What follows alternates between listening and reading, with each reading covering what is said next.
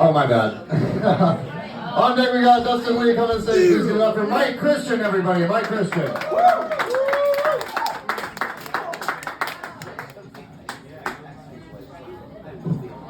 Let's hear it for Josh one more time, everyone.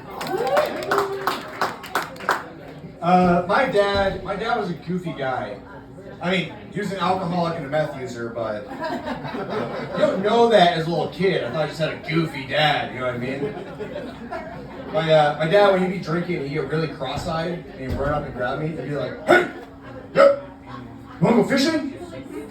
And I was like, "Yeah, I wanna go fishing." And I didn't care I was 3 and it was midnight, let's go!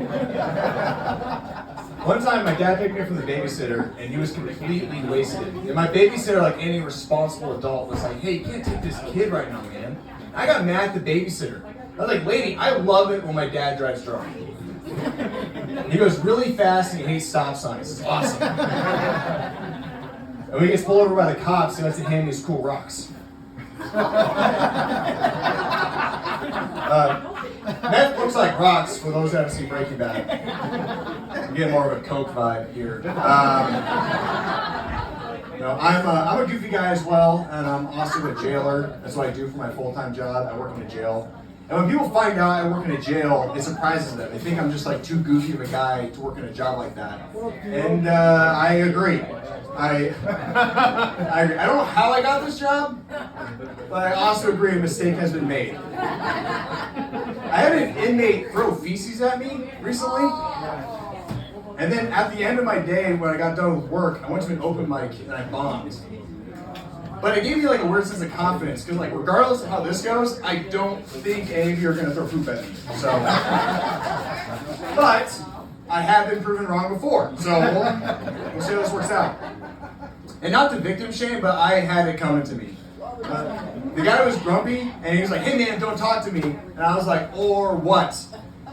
And that's a pretty good or what. When you're willing to throw your own feces, that's pretty bad. I was like the perfect amount of goofy though for my previous job, which I used to work in a movie theater. And like, I loved the theater job, except he did give me one question I hadn't been able to answer. How the hell are you guys getting the candy in? I haven't figured this out yet. If you came to my movie theater, I suspected you had candy on you, I would interrogate you. But hey man, let's be honest, where's it at? Oh, you don't know? That's fine, you don't know. You know what else you don't know? You don't know that Iron Man dies at the end of the movie. Enjoy your film. Alright, I gotta wrap this up quick, stop laughing. I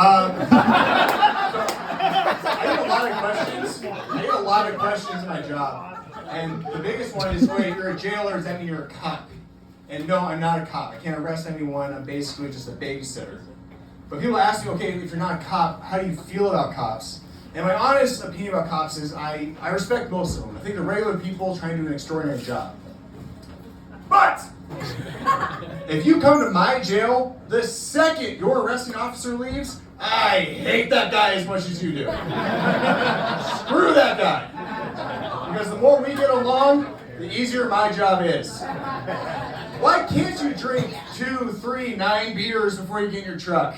No, you're right. 5 grams of meth is personal use. How dare he accuse you of being a drug dealer? Thanks guys, I'm Mike Christian.